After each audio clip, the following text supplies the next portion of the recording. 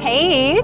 Hi, Naomi. Hello. Thanks for being here today. Thank you for having me. Thank you so much. I'm so looking forward to chatting to you about your kids. I've never met them, but I believe you have a son and a daughter. Yes. Tell me a little bit about them. Okay. Well, my son is 25, and he's always been into sports, and he's now in Portland, Oregon.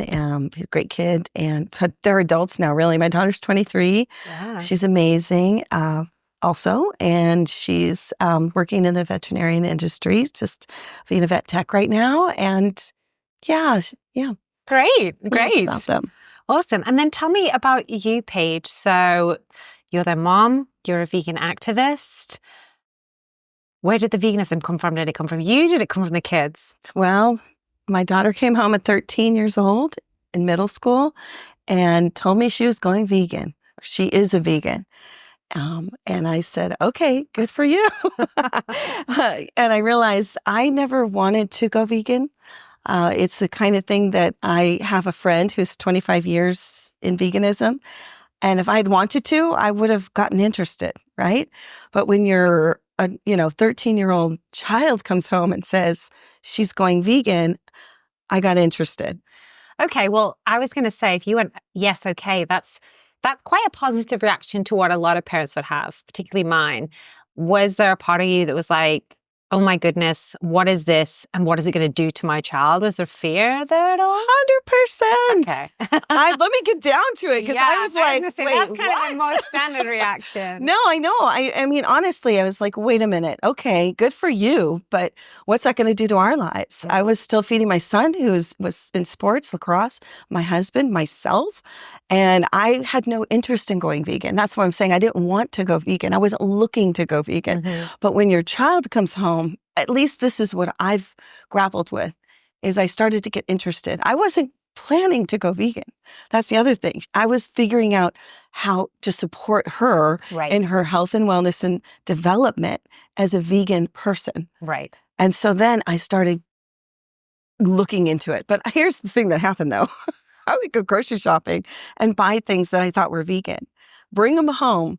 And after like the 10th time of her saying, Mom, this isn't vegan, I said, well, then you got to come shopping with me, because I wasn't going to give up on what she wanted.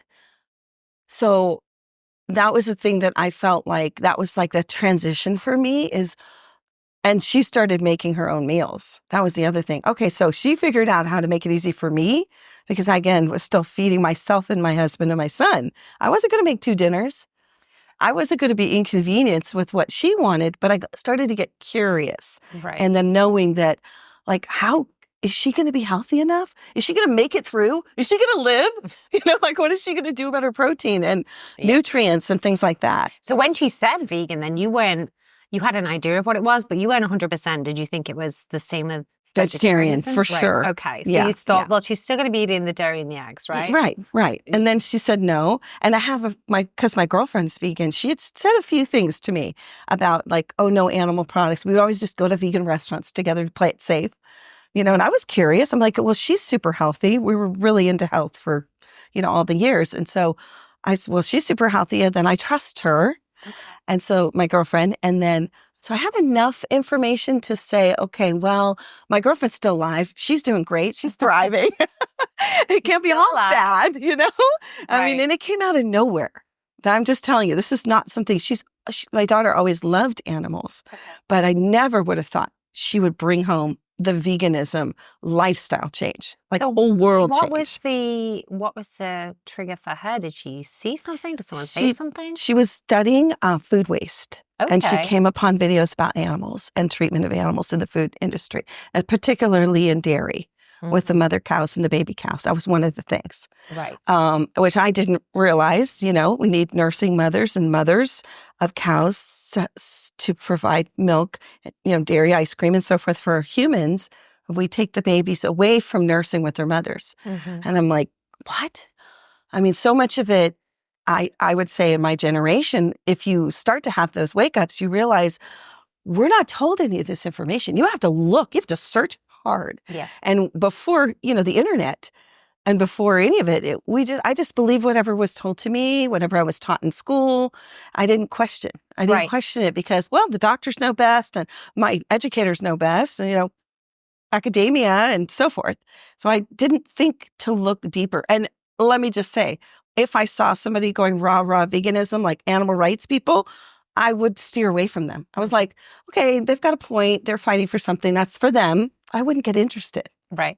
I didn't have any need to go vegan I was doing just. Well, until, yes, your daughter comes home. And then I think it's actually really beautiful, though, that you have someone in your life that you care about. And because they want to do something, even though it seemed scary to you and you weren't exactly sure what it was, you thought, well, because it's important to them, I want to understand it and why it's important to them and help them along that journey. Yeah. I think it's nice that you opened your kind of consciousness up to that, because as you said, you'd seen people outside of your kind of close circle advocating for veganism, but it only really, I guess, became interesting to you when it was a close 100%. family member, 100%. which they say is tends to be true. We're more likely to influence those closest to us than anyone on the street.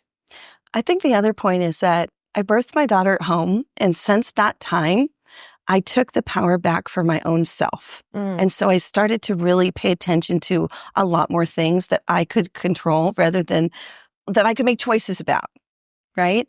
For instance, labeling GMOs. I really fought for that idea of that being the case, that people could have the labels and look for the labels, right?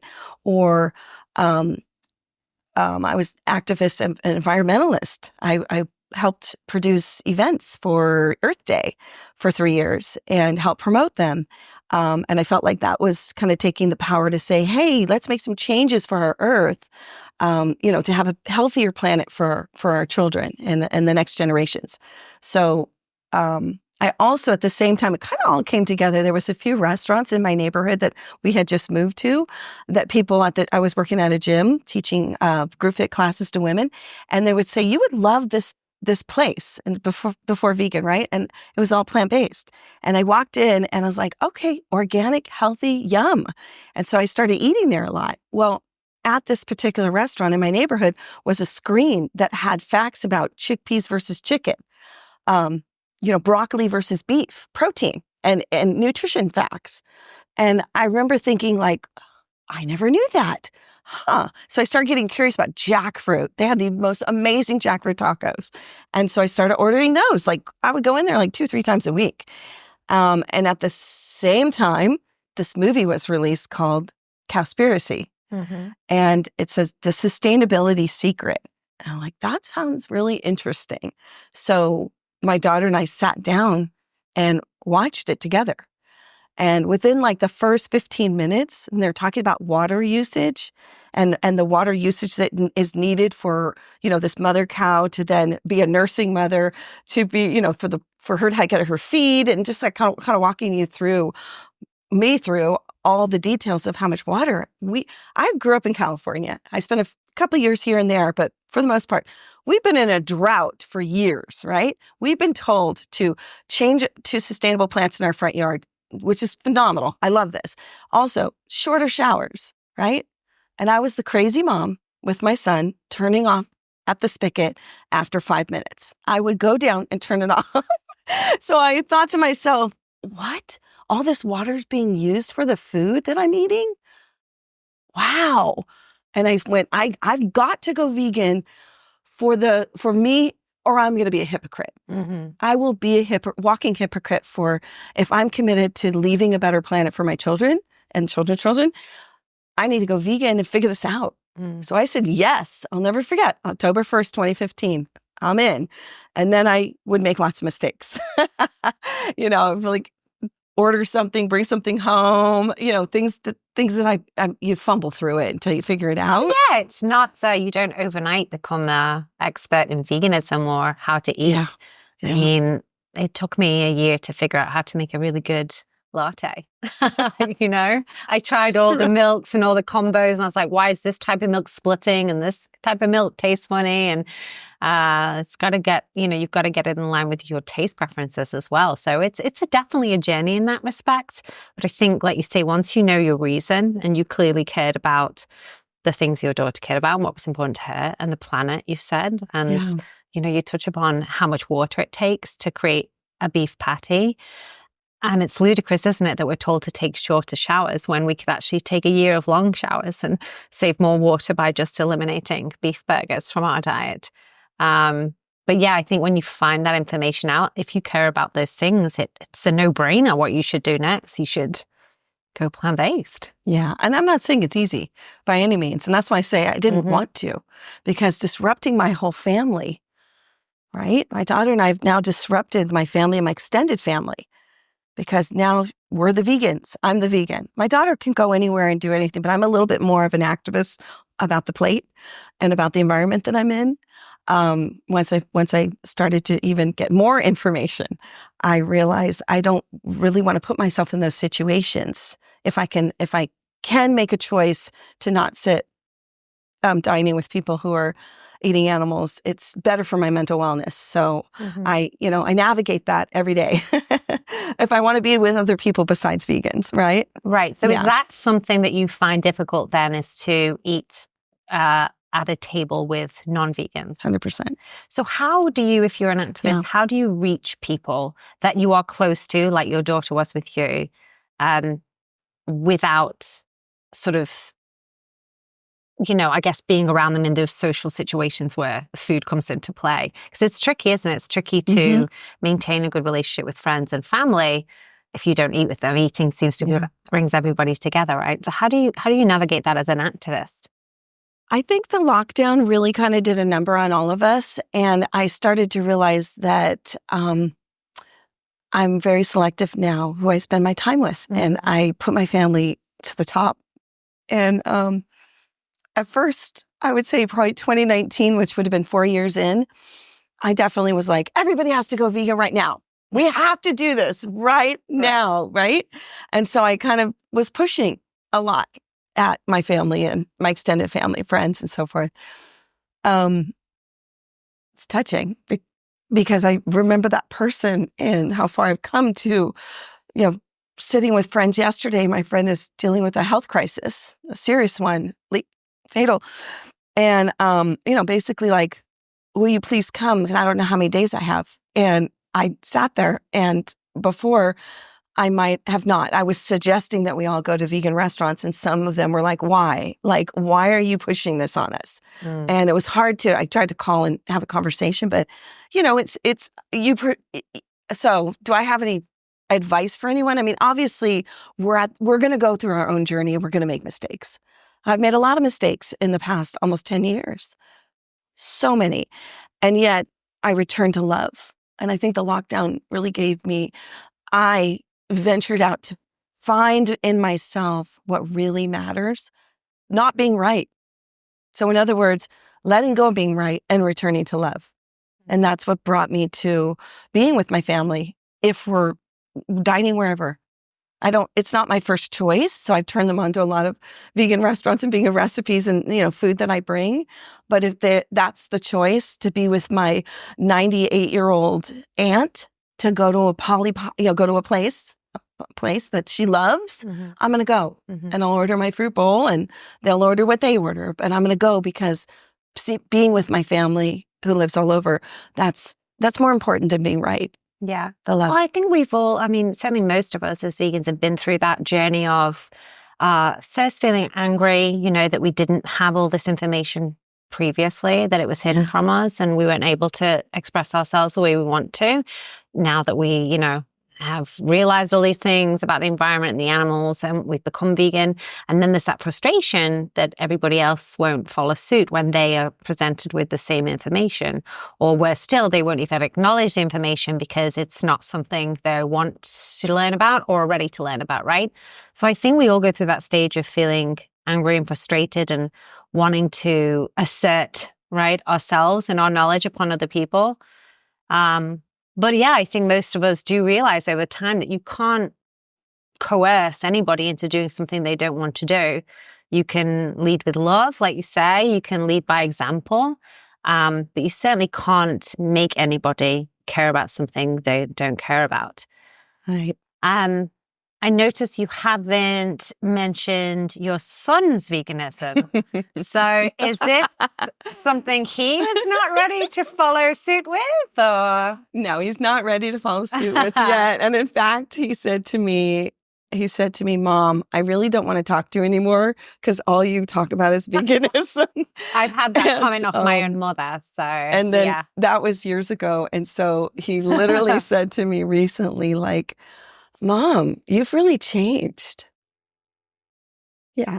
Oh, well, everybody has got to walk their own path, but you can certainly rest assured that you've done the best you can do to give him, I guess, the information and the tools he needs to make the right decision for him, either now or later down the line. Yeah. I think that's the best we can do. People ask me all the time, what will you do if your daughter, my daughter's 2.5, I'm raising her vegan. What will I do, right? If she grows up and she decides she doesn't want to be a vegan.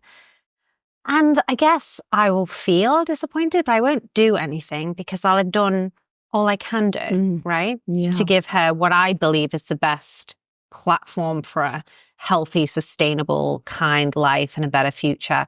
But if she chooses that's not the path she wants to walk, as disappointed or, slightly annoyed as I might be, it's her life to live. So that's all we can do as parents, right? Isn't it?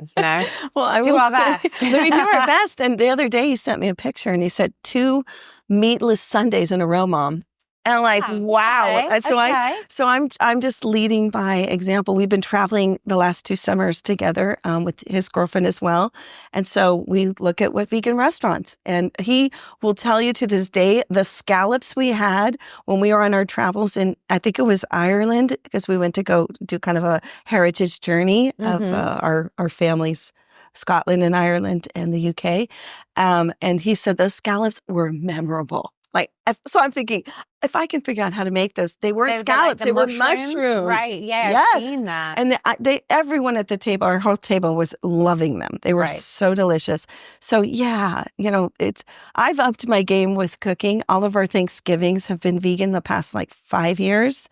I think at first it was like, okay, you guys go get a turkey. I'm not going to buy it. I think the first year was like, I just don't. I think they went and got slices or whatever. And then we just made them all vegan ever since. So the holidays are mostly vegan if it's someplace that I'm hosting and potlucks that I have and things like that. Yeah. If we go somewhere else, we'll have delicious vegan dishes. My daughter's an amazing cook and a great baker. She's been cooking meals for us the last couple of months because she moved back home for her next, what's next. So she's been bringing the recipes, all kinds of yummy things like orzo casserole type with broccoli and vegan cheese. What? It's so good. Well, I think it probably was true that, 10 years ago, back when your daughter first went vegan, you kind of did need to be vegan to enjoy vegan food. But I would definitely say now, 100%, you don't have to be vegan to thoroughly enjoy and explore vegan food because the offerings today are incredible. They're really up there with some of the best food I've ever eaten. And I've never felt deprived or my meal isn't kind of the most colorful, delicious meal at the table. And I actually just recently had some friends visiting me from England who are not vegan, but I plan to take them to, all the best vegan restaurants and cook them some of the best vegan meals that I can make, which, it doesn't, I think people often think, well, does that mean it includes tofu and kale? A vegan meal can actually be something people eat every day without realizing it. So, amazing salads, homemade pizza, curries, pad thai, all of that stuff they were enjoying. And at the end of the week, they were like, we were kind of a little bit nervous, we'll admit, about 4 days straight of eating vegan food, but we haven't realized we've been doing it. And the food we've all eaten has been incredible. And if we could eat like this all the time, we would find it very easy to go vegan. And I think, hopefully whatever it is people are craving, once they realize it can be made vegan, or in time, once they are able to find a vegan substitute that they enjoy as much, it's going to be much easier for your son to have more regular vegan days, which is great. I think, I don't think everyone who eats vegan food either has to be vegan, just eat as much of it as you can and see where it takes you. And then before you know it, maybe you'll be eating it most of the time, if not all of the time. I love that. I think, you know, it can be a little daunting when your daughter comes home and she's vegan. If, like I was saying, figuring it out. But I also feel like it was in a way, my parental duty or my calling to evolve. Because I feel like if she's coming to me saying something that she needs and she has more info than me, that's why I got interested. And my son is not necessarily interested, but he'll eat vegan with us. Right. And I love what you said, like the fact that he's, you know, sending me pictures of the meal, that's on him. I'm not saying, hey, are you, send me, blah, blah, blah. Yeah. I did tell him that if he goes to a particular restaurant or when he goes to a vegan restaurant, save the receipt, I'll pay for it. He has yet to do it. I don't know if it's a pride thing or what, but I said, send it to me because he moved up to Portland about 2.5 years ago. Yeah, I said, just send it to me. I'll pay for that for you, honey. You know, it's hard in social situations, though, isn't it? I mean, this is, I think, why that age group particularly struggles, because they're constantly socializing with these groups of friends, and it's an age where you really want to fit in with everyone. You don't want to stand out. So I think maybe if there was just one other person in his social group that said, I'm going to go vegan, that would probably be all it would take for him to say, well, actually, my mom's vegan and I eat quite a lot of vegan food and I wouldn't mind going to a few vegan restaurants with you. But it's always that, you know, the first person to do it is it's challenging in those. I just remembered something that he was at a potluck and somebody was talking about veganism and asking questions. And so he referred to our show, Plant-Based in the Burbs, and he turned people on to Unchained TV for resources. And I thought, that's pretty cool. He gave them resources that they could use from knowing, like he felt really educated on how to guide someone with the questions they were asking. So I thought that was pretty cool too. The thing, it's all in there. The foundation is there. The seeds are planted. They just have to grow when they're ready to grow or not, you know, and I'm sure, you know, you'll still love him unconditionally no matter what. I can see you're a good mom and you are clearly very proud of both of your kids. I am. And it hasn't been easy. I will say that. Because raising children is the hardest commitment I ever made and the hardest job for sure, 100%. Because when you get into those teen years and they start wanting to do what they want to do and then you add in, you know, mental unwellness. My son got a concussion and multiple playing sports. And then he was just, it rolled it out into this completely scary place that I do not want to go back to. And I have a brother, trigger warning, who took his life when I was 19 and he was 20. And it framed my whole rest of college and my adult life for real, like about, is this a chemical imbalance? What really happened? And once I went vegan, honestly, I feel like my mental wellness, just like I deal with like feeling tired or sad some days, but it's not the same as what I feel like I was dealing with before. And I feel like there's something that's happening within the food that I was eating with all the chemicals and the antibiotics and things that I think does affect chemical balance. And so I don't have the studies. I know there are some.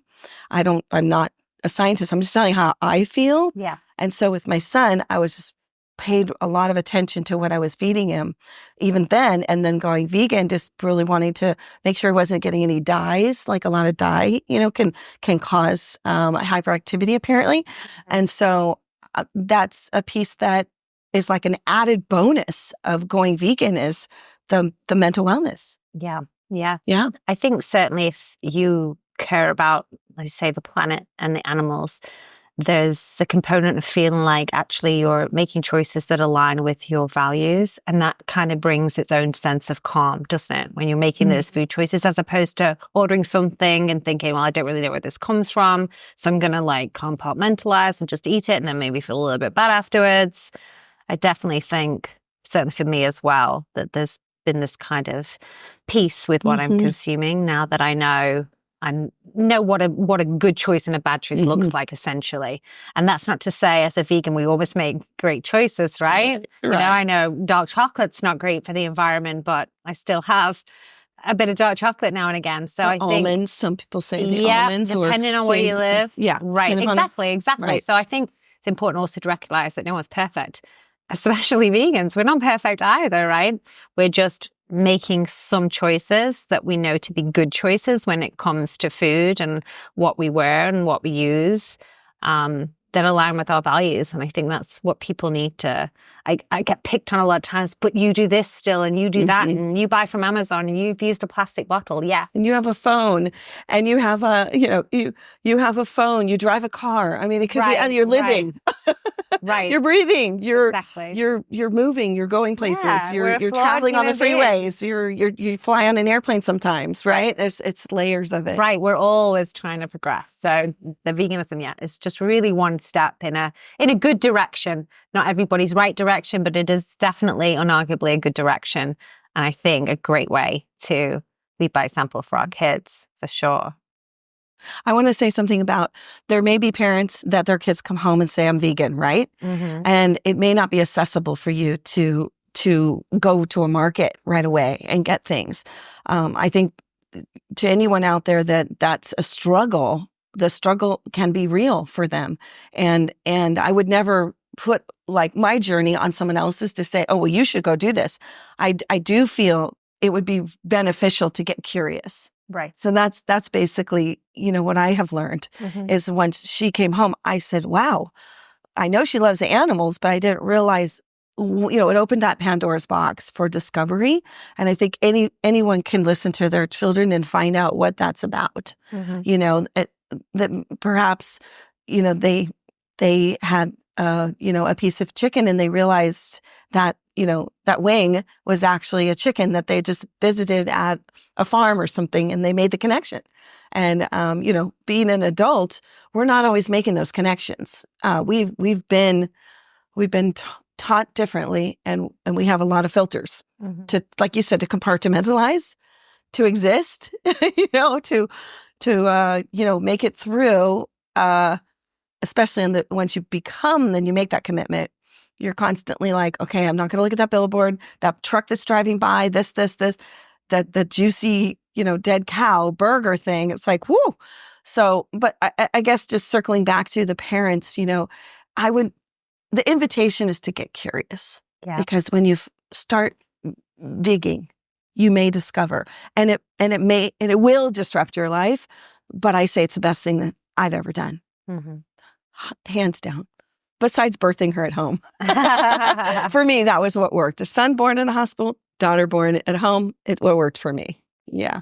So Paige, what are yours and your daughter's favorite meals to cook at home? Oh, anything sweet. She's always making muffins, and she'll include all kinds of veggies in them and make them taste really delicious. And I think her salads that she's been making, but it's not just like the green salads. She'll look something up and throw in noodles and edamame, and then you've got this and this peanut sauce homemade and layers. She's all about the seasonings as well. I learned to cook the peanut sauce, right? Everything. Yeah. I mean, when I learned to cook, or learned from my mom, it was open the can, pour it in the thing, heat it up and go, or microwave it. I mean, God bless her. She did have a few signature dishes that she made, my mom, as I was growing up. But mostly it was kind of quick and easy, and get to the next thing. So, and just fun, as he's not a vegan, what is a vegan meal that you make that he actually really will enjoy, even though he's not big on the vegan? Pasta, any kind of pasta with a yummy red sauce. And then you throw in some of the vegan sausages, like the tofurkey, or there's other brands and stuff.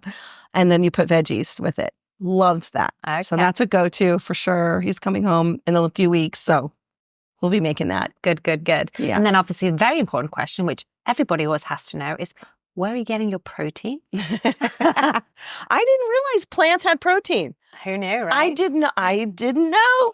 I was going by the old chart. Come on, in the 10 years you've been vegan, have you ever been protein deficient? Never had a problem with protein. Oh, that's good to know. Never. I don't think I've had any problems, really. I mean, I think I'm, in menopause right now, so maybe there's some things there, but that I've heard menopause can be brutal for people. I'm not dealing with brutal. I'm just dealing with a few little tweaks.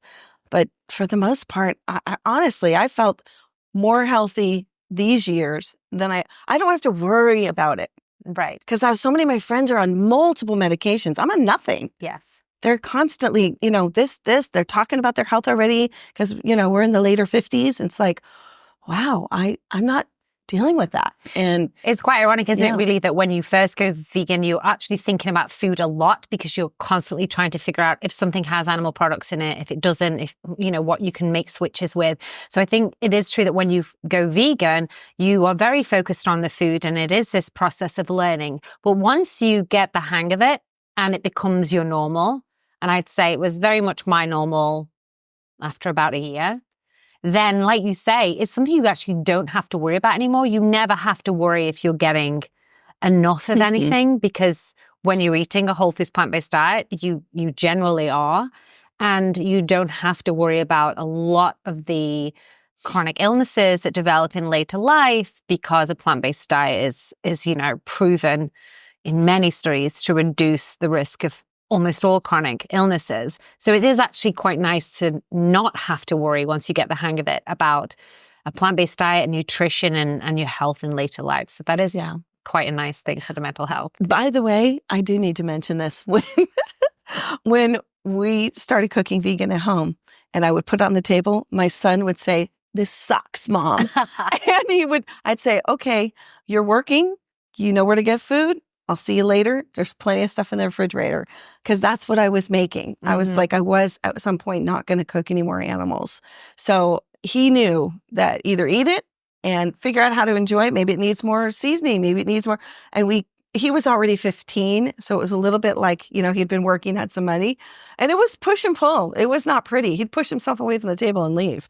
15's a tricky age. I remember my younger brother at 15, and he was not pleasant to be around. I mean, it's also their minds are just, you know, there's so many hormones going on, and you know, so they say rebellious. I mean, you could probably put anything on the table and it wouldn't have been good enough. I wouldn't have. And then I also think back to when the kids were younger. You would think about I was so nervous about what they were eating at first, and then somebody said, you look at a whole week, and then you look at a whole month. And you see what they're getting. Are they getting everything? They may not get all the fruits, nuts, vegetables, seeds, blah, blah, blah, the first day. And not to stress about that. Right. Just like, okay, what are they getting throughout the whole week? And then look at the whole month. And is that nutritious? Yeah. Are they getting enough nutrition? So that's how I thought to myself, that's how I'm going to go with this veganism as well, right. Is not worry about every single day, down to the bite. It's like, oh, is she getting enough of everything? And then she was also doing her research herself and realizing what she needed for her body. Right. And she ended up being valedictorian, one of in middle school and one of in high school. And I thought, oh, that's pretty great. Meaning like she got enough brain power with these plants. You know what I mean? It's she didn't lack the protein to have the brain power or the muscles. She's also a weightlifter. She weightlifts, works out, and she's very physical. So she's been vegan for about 10 years. 10 years. And never looked back, right? Never looked She have back. any regrets? We'd have to ask her on that. But she also is not, she realizes in order to socialize, she doesn't have the same mindset that I do about making choices. And I've changed, I've shifted. Mm-hmm. But there was a point there. It was just mental challenge for me to sit with people while they were eating animals. It was too upsetting. Mm-hmm. And it reverberated to the family on the East Coast and I'm returning to love. And I'm not being right, but returning to love. And it's so much more peaceful.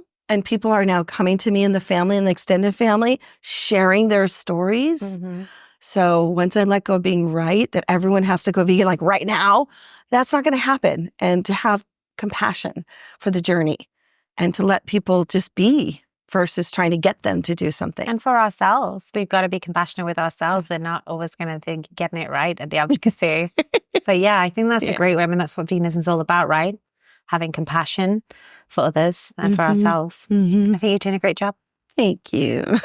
Thank you, Paige, for your time. I've really enjoyed getting to know about your journey, and I'm really impressed that it was your daughter who inspired you, not the other way around. Thank you. Thank you again. Appreciate it.